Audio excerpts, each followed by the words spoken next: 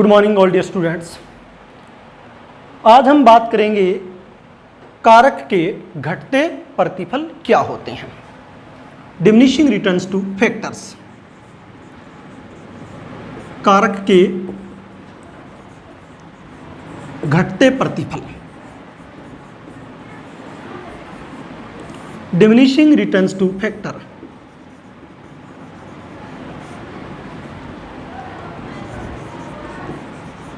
Returns two factors यानी कारक के घटते प्रतिफल से अभिप्राय होता है कि जब स्थिर साधनों के साथ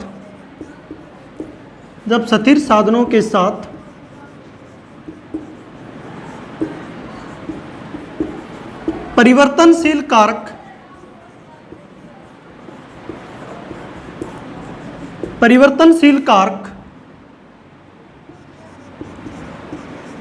की अतिरिक्त इकाइयों का प्रयोग किया जाता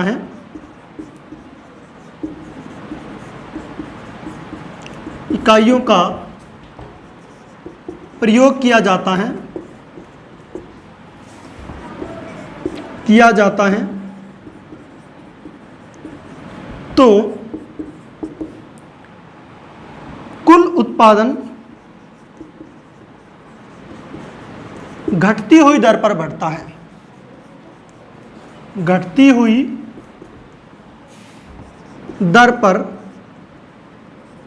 बढ़ता है। अर्थात सीमांत उत्पादन कम होता रहता है। सीमांत उत्पादन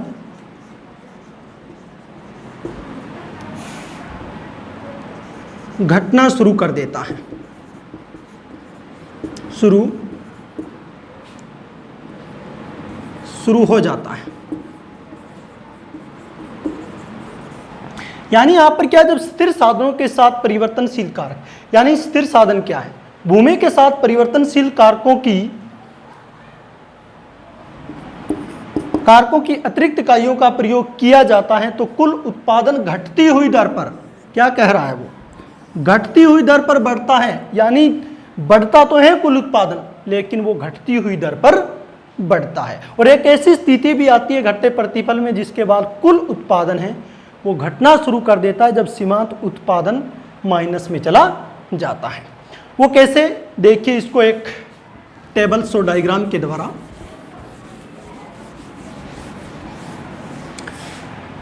भूमि है वो आपका क्या है, भूमि कौन से डिनोट कर लीजिए, लेबर परिवर्तनशील कारक हैं, टोटल प्रोडक्शंस, और एमपी है वो क्या है आपका, मार्जिनल प्रोडक्शंस।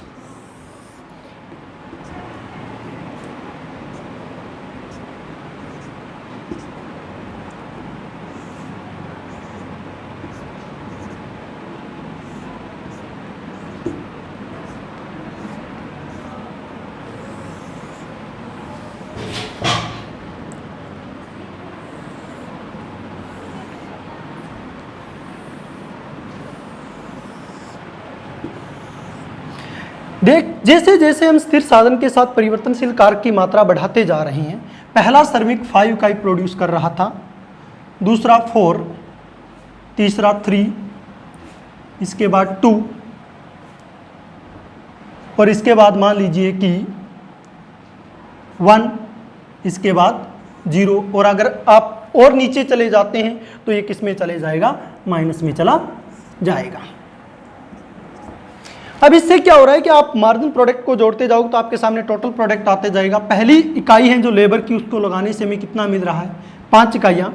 दूसरी लेबर की इकाई लगाई तो हमें अतिरिक्त उत्पादन कितना मिला, 4, यानी 4 है वो 5 से कम है। इट मीन आपका मार्जिनल प्रोडक्ट, अतिरिक्त श्रमिक जो आपको उत्पादन दे रहा है वो क्या हो रहा है, कम होता जा रहा है। फिर आपने एक और अतिरिक्त श्रमिक लगाया तो उसने कितना प्रोड्यूस किया, 3 इकाई। इट मीन ये अतिरिक्त लेबर जो 2 से 3 के बीच में हमने बढ़ाया था उससे और अधिक कम उत्पादन की तरफ जा रही हैं। इसके बाद हमने और इकाइयाँ बढ़ाई तो हमें 2 ही इकाइयाँ मिली। इसके बाद हमने और लेबर बढ़ाया तो हमें केवल 1 ही इकाई प्रोड्यूस है वो हम कर पाए, यानी 4 से 5 के बीच जो हमें लेबर बढ़ाया वो केवल 1 इकाई प्रोड्यूस कर पाए। इसके बाद हमने छठा लेबर लगाया तो हमें पता चला कि छठे लेबर ने कुछ भी प्रोड्यूस नहीं किया है। जैसे ही हमने सातवां लेबर लगाया तो हमें पता चला कि उसके कारण हमारी यानी उस अतिरिक्त श्रमिक के कारण कुल उत्पादकता है वो क्या हुई, कम होनी शुरू हो जाएगी, क्योंकि सीमांत उत्पादन कम होना शुरू हो गया।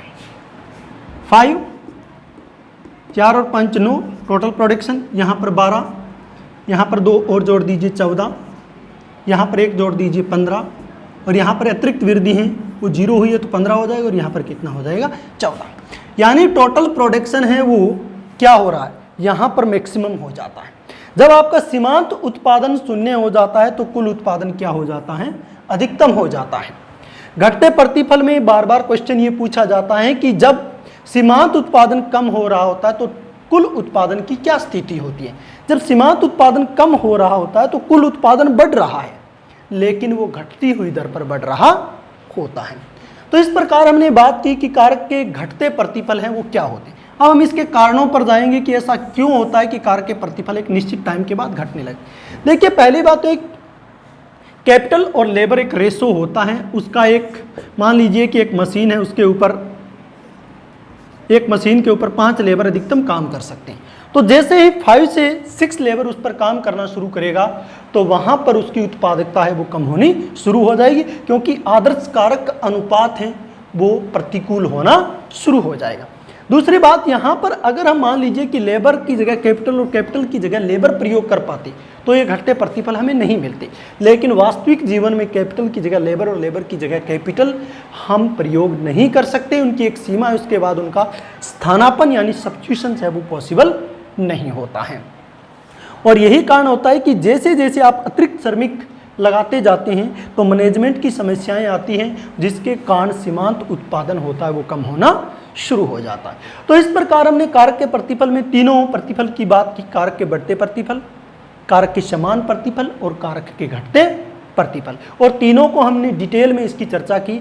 अब हम बात करते हैं कि जो कारक का प्रतिफल होता है वो नियम कहां पर लागू होता है।